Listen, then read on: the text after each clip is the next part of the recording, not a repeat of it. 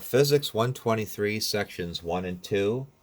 This is for lab 3. Sorry, this is for week 3. It'll be called lab 2, dimensional analysis. This was my second lecture of 3 on this particular week's lab. After you've completed the first part of this dimensional analysis, you've answered that question and you've locked your answer in. Then you see this Pendulum Interactive. This is where you're going to collect your data from. You're going to fill out a chart, which will create a graph, and then from the graph, you're going to be answering questions. So, within the first experiment, you're going to change the mass of the pendulum, and then in the experiment 2 component, you'll be changing the length, and then in experiment 3, you'll be changing the release angle. I'm not going to talk about the experiment 3 component in this lecture. I'll have a separate lecture for that since it's a little more involved. So as a refresher, let's see how to use this. There's a little tricky part here. So when you go to you see here, there's a change button. This allows you to select different lengths, release angles, and mass. What you'll notice here in the length is there's one, number 7 is a light color. That means you can select it. These things are grayed out. You can't select them.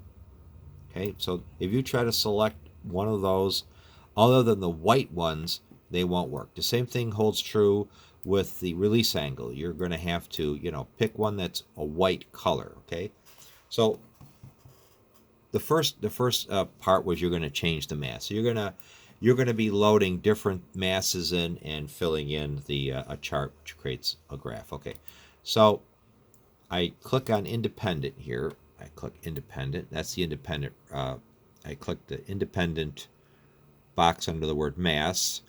I clicked on J and I clicked on 7. All those are clicked.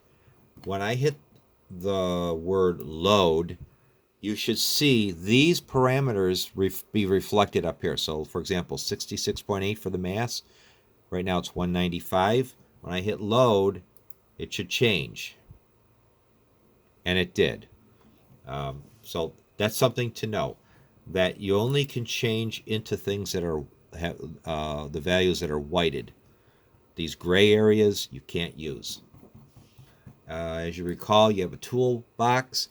You're going to be using the stopwatch a lot for this one. You'll be, measuring the time for, a complete cycle. Maybe you might want to do 2 cycles and then divide the period by 2 to get more accuracy. That's something you may decide to do. Just again, a refresher on how you do a chart. Just to let you remember. So here they didn't fill out any of the names of the columns. Just recall, you can just click on this. I'm going to put the word dog here, and I'll call this column cat. So just to show you how you can just change that. I'll put some variables in, some data in, false data, just to show you again. Remember, you fill out this.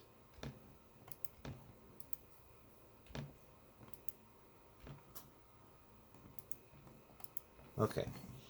Then down below there's a graph. The graph doesn't show anything because I didn't change where it's getting its data from. I haven't assigned that.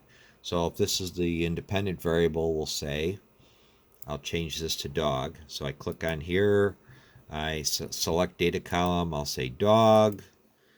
Done. And then this one will be cat. So I'll select cat. And now you'll see data points. And you do your graph, curve fit, and a straight line, and there it is. And then you have your formula, and you answer your questions based on the formula. If you're having problems with this, please contact me, call me, I'll help you through it. This was Physics 123, sections 1 and 2. with regards to the dimensional analysis lab. This was lecture 2 of 3. Good luck.